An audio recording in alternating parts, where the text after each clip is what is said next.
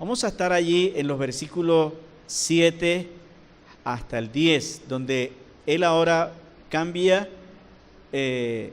su deseo de perdón por su deseo de limpieza. Entonces nos ubicamos allí. Dice: purifícame con hisopo y seré limpio, lávame y quedaré más blanco que la nieve, hazme oír gozo y alegría, y regocíjense los huesos que abatiste. Aparta tu rostro de mis pecados y borra todas mis iniquidades. Entonces, ahora después cambia la oración, y entonces va hacia un deseo de restauración, que son las tres partes del Salmo. Son las tres partes del Salmo, ¿no? Un deseo de perdón, un deseo de limpieza y un deseo de restauración. Son las tres partes del Salmo. Nosotros estamos hoy en el deseo de limpieza. ¿Cómo anhela ahora ser limpio? Ok. Vamos a orar para que el Señor nos hable en esta mañana. ¿Qué les parece? Oremos. Padre, te damos gracias por esta mañana. Gracias por la alabanza que ha llegado a nuestros corazones y ha marcado la pauta para la predicación. Gracias porque, al igual que los discípulos, también caminamos este camino, pero confiado que vamos contigo, Señor. Y sé que a medida que caminamos contigo vamos descubriendo cosas nuevas, viendo los milagros tuyos en nuestra vida diaria. Muchas gracias por hablarnos en esta mañana. En el nombre de Jesús. Amén. Bueno, aquí cuando él dice: purifícame con hisopo y seré limpio, y lávame y quedaré más blanco que la nieve, pareciera un paralelismo, pero no es. No es lo mismo purifícame con hisopo y luego lávame y quedaré más blanco que la nieve. No. Aquí David rememora algo de la purificación en los ritos levíticos. Los actos de purificación eran diferentes a las demandas de santidad. Entre los judíos habían dos cosas. Habían las demandas a la santidad y las demandas a la purificación. Eran dos cosas diferentes. Mira, no es lo mismo purificación que santidad en medio de los hebreos. Ellos tenían ritos de santidad y ritos de purificación, a los cuales Jesús casi nunca entró. Jesús no practicó actos de purificación. Uno lo puede ver en el Nuevo Testamento, y él no participó de los actos de purificación, porque más que todo era una tradición de la ley oral, no de la ley escrita. La ley que está más que todo compuesta en la Misná, ¿no? Que la Misná son 600 y tantos mandamientos orales, que ellos eran comentarios de la Torá escrita. Entonces, ¿qué está haciendo David aquí cuando dice: purifícame con hisopo y seré limpio, y lávame y quedaré más blanco que la nieve? La purificación o la limpieza tenía dos actos. Primero, el que se hacía con hisopo, y segundo, el que se hacía con agua. Y estos actos, pero ese era con agua, ya no con hisopo. ¿Se acuerdan que cuando David estaba viendo a Betsabé, ella se estaba purificando, estaba bañando porque era afuera? Y cuando él la vio, ella estaba saliendo de la menstruación. Entonces ella se estaba bañando, y esos eran los actos de purificación. Ahora, ¿quién más necesitaba un acto de purificación? Cualquiera persona que tocara un leproso, o si un leproso ya se descubría que estaba sano, entonces debía ir donde el sacerdote, y a través del acto del hisopo le untaban. Bueno, ¿cómo se hacía esto? El hisopo más que todo era una planta del desierto. Entonces se cogía el agua, tenía que ser agua que estuviese corriendo, había que buscar agua en alguien que está, porque eran aguas vivas, no podían ser aguas detenidas. Entonces se traía esa agua y el polvo que se había guardado de la vaca o de la ternera sacrificada se echaba en el agua y entonces se traía a la persona que se iba a purificar con una vasija, se metían las ramas del hisopo y se le purificaba. Esos eran los actos de purificación. También estaba el acto de lavar, de limpiar con agua, de lavar para que la persona también quedase limpia. Fíjese que cuando Jesús, ¿qué hizo Jesús con el agua de la purificación en Caná? La convirtió en vino. Hay mucha gente por ahí que le gusta el trago y dice, no, pero si Jesús cuando estaba, si yo tuviera ese poder también de convertir el agua en vino, yo convertía eso en vino y seguía la parranda. Pero ese no es el detalle de ahí, ¿no? Pero esas tinajas que estaban ahí de agua eran aguas para la purificación. Y Jesús las utiliza para convertirlas en vino, para esa boda que había, ¿no? Entonces los actos de purificación también se hacían lavando a la persona, bañándola, limpiándola, en un acto de limpieza. Ok, ahora, ¿dónde va el detalle aquí? ¿Qué es lo que está diciendo David aquí? Dice, purifícame con hisopo y seré limpio, lávame y seré más blanco que la nieve. Y es un anhelo profundo que él tiene. Él conocía el rito levítico de la purificación. Ya pidió perdón, se arrodilló delante de Dios y ahora el anhelo profundo de que Dios le limpie de su maldad. No lo está haciendo de una manera literal. Lo que está haciendo David es llevarlo al plano, más que todo, de su anhelo y en una manera espiritual. Dice, yo quiero que así como hace el sacerdote para purificar a la persona, de limpiarla y lavarla, tú lo hagas conmigo. Eso es lo que yo anhelo ahora, que tú me limpies. El rito de la purificación se llevaba a cabo mediante el sacrificio bueno, ya eso se los comenté, no. David anhela la limpieza y clama al Señor para que lo encuentre digno de ser limpio. David, cual leproso, le pide al Señor que le limpie de su inmundicia. Eso es lo que le está pidiendo. Los inmundos en Israel debían esperar fuera del campamento hasta el momento de la purificación. Y David anhela ahora que el Señor le limpie, ¿no? Ahora, aquí hay un detalle que quiero dejarles cuando él dice, lávame. Él dice, lávame y seré más blanco que la nieve.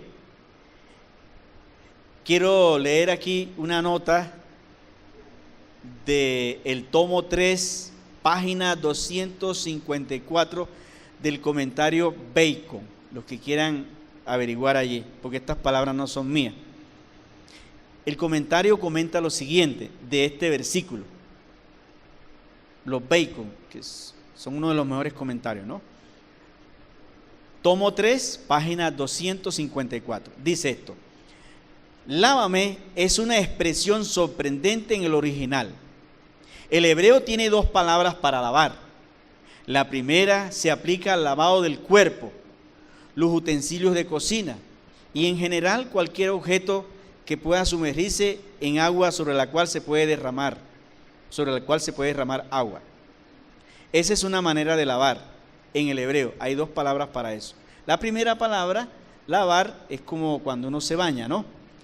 La segunda es casi una palabra específica que denota el lavado de la ropa mediante el método de humedecerla y golpearla con un palo sobre una piedra sumergida. Oigan eso. En el hebreo, para decir lavar, cuando usted se baña suavemente, o lava la loza. Se utiliza una forma de decirlo. Pero hay otra forma de decir lavar. Se utiliza otra palabra. Y es el método cuando las mujeres meten el agua a la ropa en remojo. Y yo no sé cuántos de ustedes han tenido la oportunidad de ver en el río a una mujer dándole palo a un pantalón, ¿cierto? A una camisa. ¿Cierto? Con un manduco eso. Dándole allí. ¿Y eso con qué propósito lo hace? De que afloje, ¿qué? La mugre. Bueno, cuando David dice lávame, él toma esta expresión. David toma la expresión del manduco. El salmista elige deliberadamente esta segunda palabra.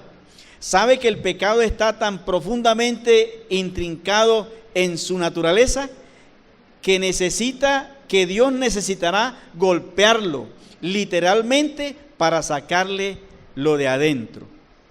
Esto es lo que dice el comentario, ¿no? Y es interesante, ¿no? Yo creo que quiero leer una cosita aquí. Voy a volver al Salmo 32. Salmo 32. Cuando vamos a hablar aquí de sacar la mugre del pecado. Pulgamos el 32, versículo 8 y 9. Aquí alguien está diciendo que yo doy miedo cuando estoy predicando del pecado. Así es. Y el domingo pasado yo decía que acá arriba yo no soy amigo de nadie. Ahora que me baje, sí. No importa si usted es mi amigo o lo que sea. Yo le digo a usted lo que le tengo que decir. Escuche bien. Te haré entender y te enseñaré el camino en que debes andar. Sobre ti fijaré mis ojos. Eso lo está diciendo David en el Salmo 32. Ese salmo ya vimos que es un salmo donde ya David se siente libre de su pecado, porque ya lo ha confesado en el 51. Inclusive el Salmo 32 es posterior al 51. Aquí no están organizados cronológicamente o en ese orden. ¿Por qué sabemos que David está libre de pecado? Porque el Salmo 32 empieza celebrando. Bienaventurado, versículo 1, bienaventurado, versículo 2. Solamente los libres pueden celebrar. Y él empieza a contar su experiencia, rememora su experiencia. Pero hay algo que David aprendió. Y se lo voy a decir en esta mañana a usted. Hay dos maneras de venir a Dios.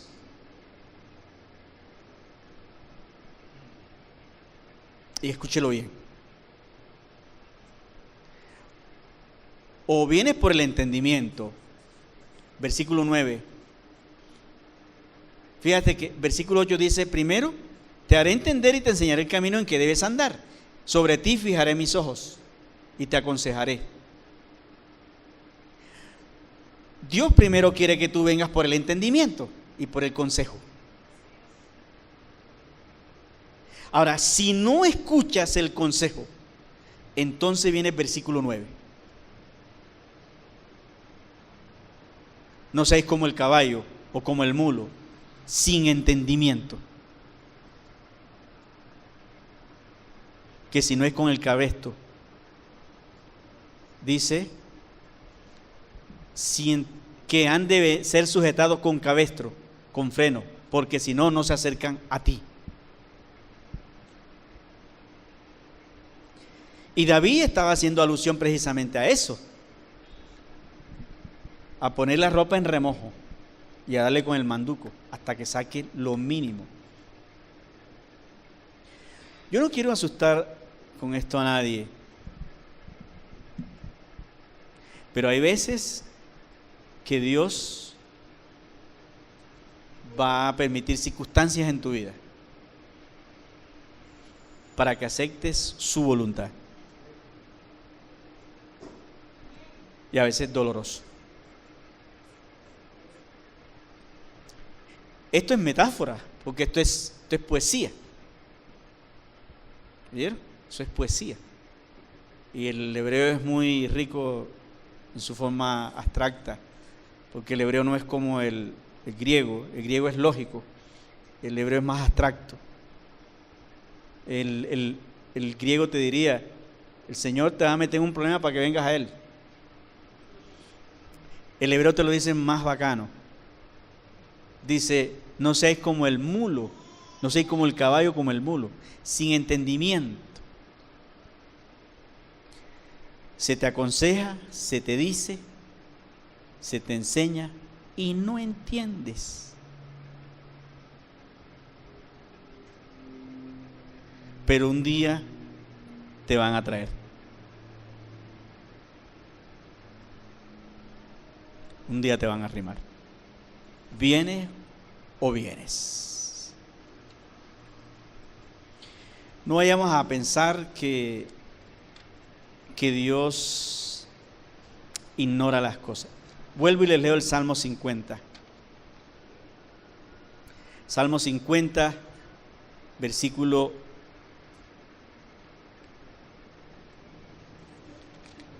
17.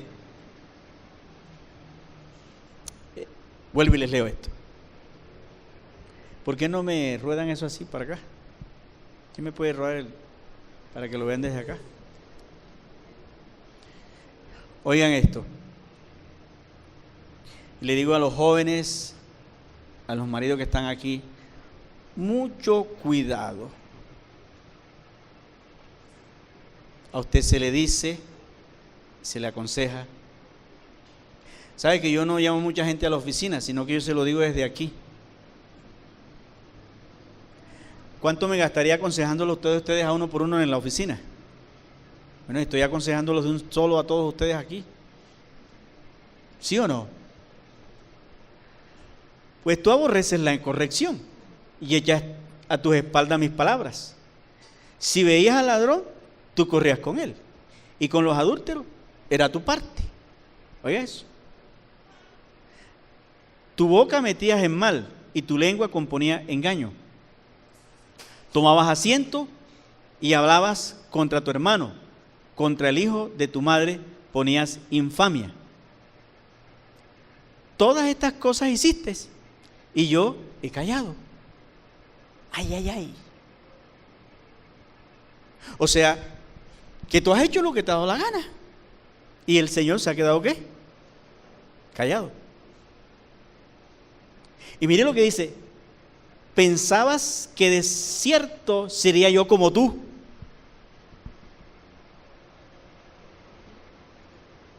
En otras palabras, tú pensabas que yo era sinvergüenza como tú, que te acolitaba todo lo que hacías, porque no te dije nada. Cuando lo hiciste, no te reprendí, no te fue mal, te fue bien. Y tú pensabas que ya yo me había olvidado de eso. Mucho cuidado. Dice, estas cosas hiciste y yo he callado. Dios te ha dejado.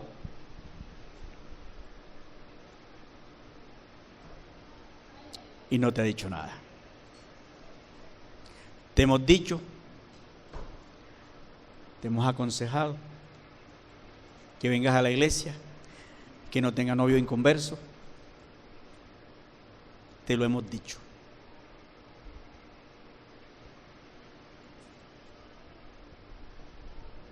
Que es el adulterio, que es la fornicación.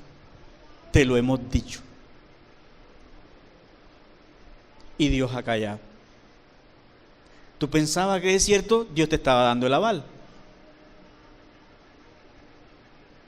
¿Ustedes creen que Dios se puede contradecir? Cuando Él dice en una palabra, te lo he dicho. Dice, pero te reprenderé y las pondré delante de tus ojos.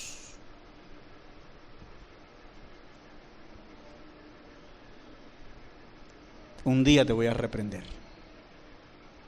y sabrás. ¿Saben una cosa? Esto es la iglesia. ¿Cuántos lo creen? Este es el pueblo de Dios. Y nadie puede venir a avasallarlo, ni a babiarlo. ni a tenerlo en poco. Esta es la iglesia. Esta es su iglesia que le costó su sangre. Y David un día tuvo que enfrentarse a Dios. Y después que se arrepintió, entonces buscó lo que dice el Salmo 51 donde estamos. Quiero que me limpies, porque ahora anhelaba, porque él supo lo difícil que es faltar a Dios. Les quiero confesar aquí a todos ustedes, yo creo que le he dicho antes, algunos no lo han escuchado. Cuando yo conocí al Señor,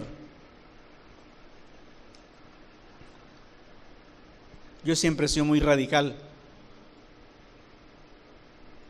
Le dije al Señor, cuando me casé, le dije, quiero que todo mi vida sea para ti.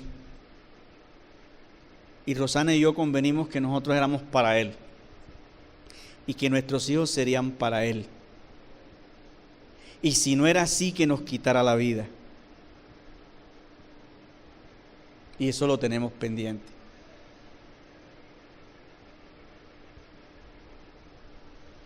Y así lo hemos decidido. Nosotros nacimos para el Evangelio. Somos del Evangelio. Le pertenecemos al Evangelio. Y todo el que se vaya a juntar con nosotros conyugalmente debe pertenecer al Evangelio. Si no es del Evangelio, no hará parte con nosotros. Ese es el criterio que tenemos. Y lo vuelvo a decir hoy. No sé por qué se iría mi hija a los 21 años, pero esa es nuestra posición. Y Andrés y Marco lo saben. Y le he dicho a Dios, algún día que te vaya yo a avergonzar por una acción pecaminosa, quítame la vida. Estás en libertad de quitarme la vida antes que arrastrar la dignidad de Dios, el que me ha hecho digno para llevar sobre sus hombros su dignidad. No se sorprende de que cualquier día esto me muera.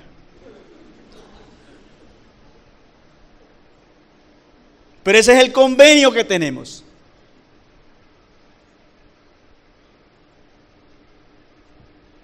Porque queremos honrar a Dios.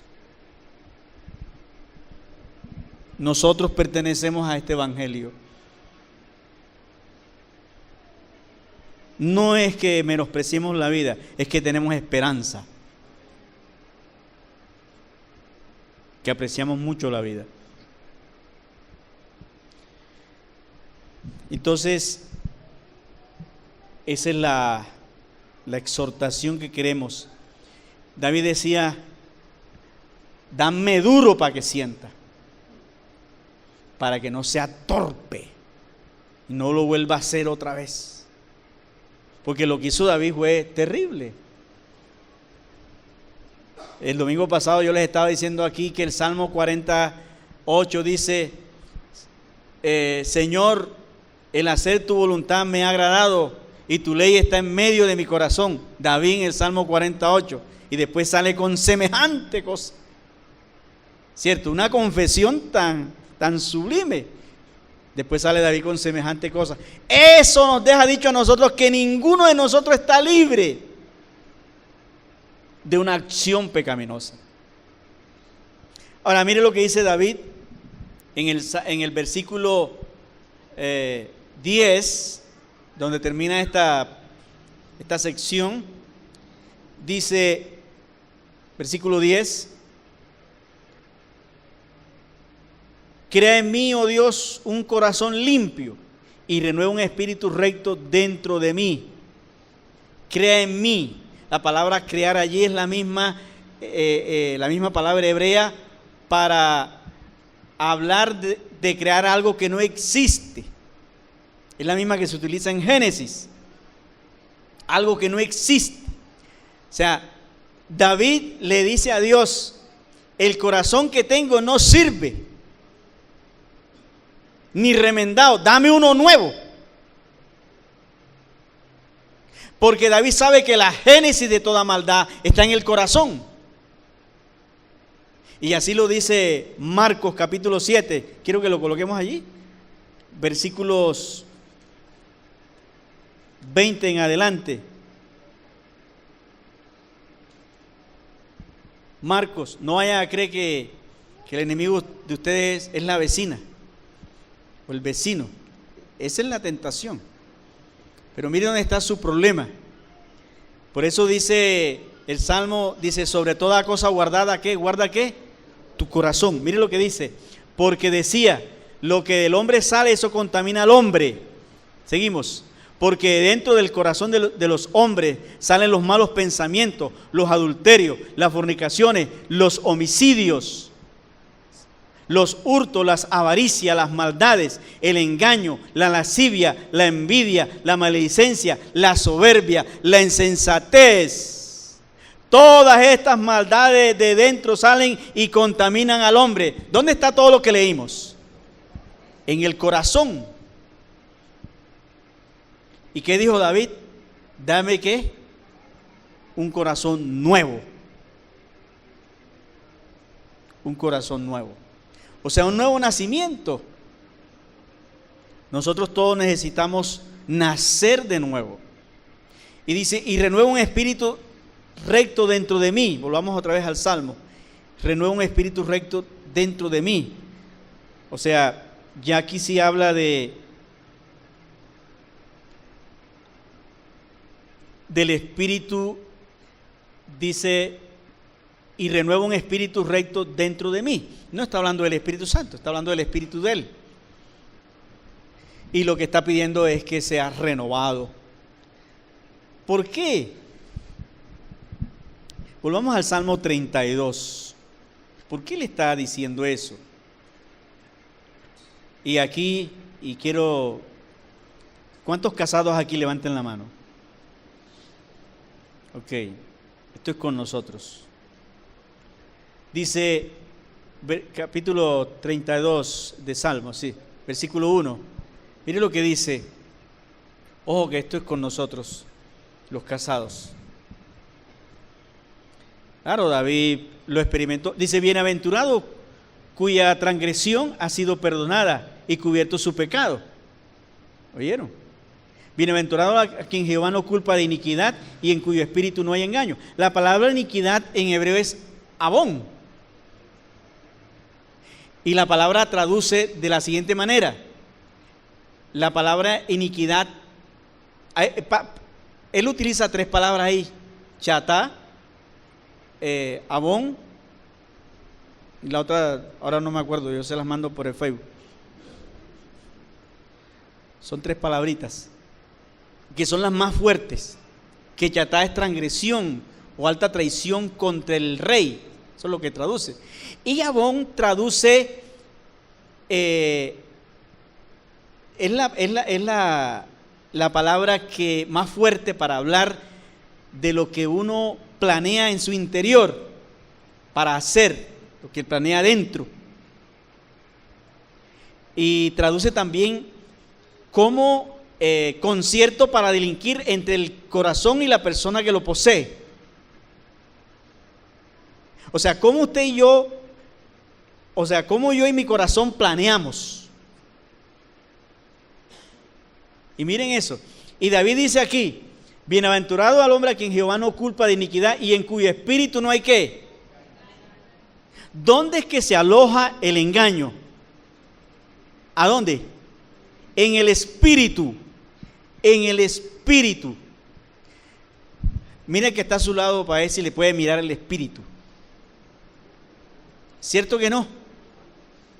Mire, si las mujeres nos pudieran ver el espíritu, nosotros salieran espantadas.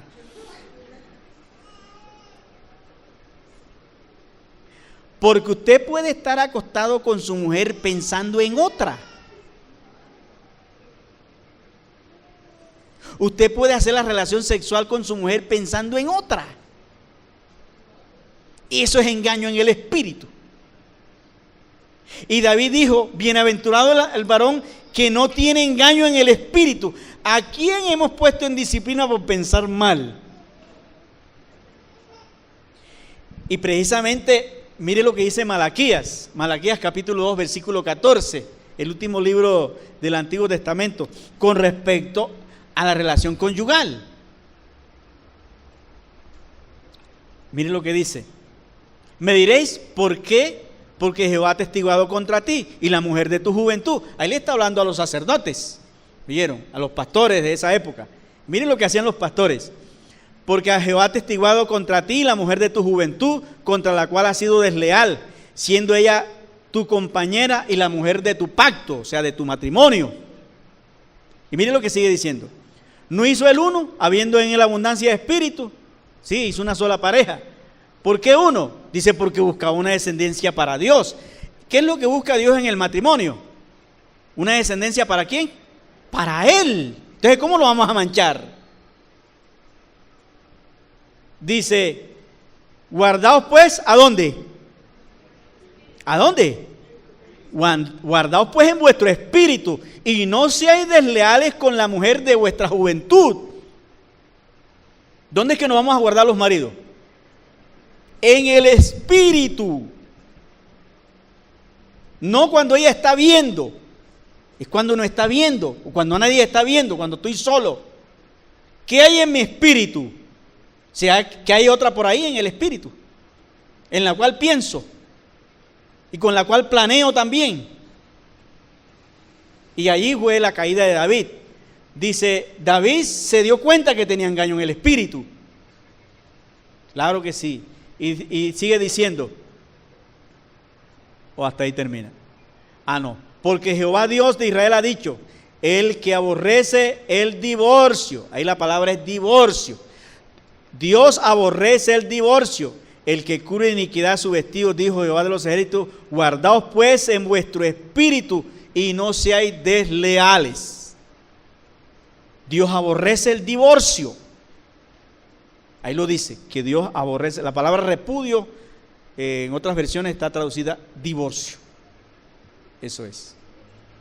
Porque el matrimonio no se hizo para divorciarse. El matrimonio se hace para buscar una descendencia para Dios. Y los hombres que van al matrimonio deben ser hombres con corazones, con un espíritu limpio, para vivir en un hogar. ¿Estamos o no? ¿Estamos o no? Y David dijo, yo obré bien mal. Ahora le pide a Dios un corazón nuevo y que le renueve el espíritu. Yo quisiera que en esta mañana los maridos que estamos aquí le digamos al Señor, danos un corazón nuevo y renueva un espíritu recto dentro de nosotros. ¿Estamos de acuerdo? Los jóvenes también. Porque si un joven no es fiel en el noviazgo, en el matrimonio es un adúltero. Una mujer.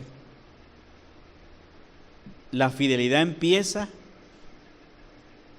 desde el noviazgo. ¿Cierto que así es?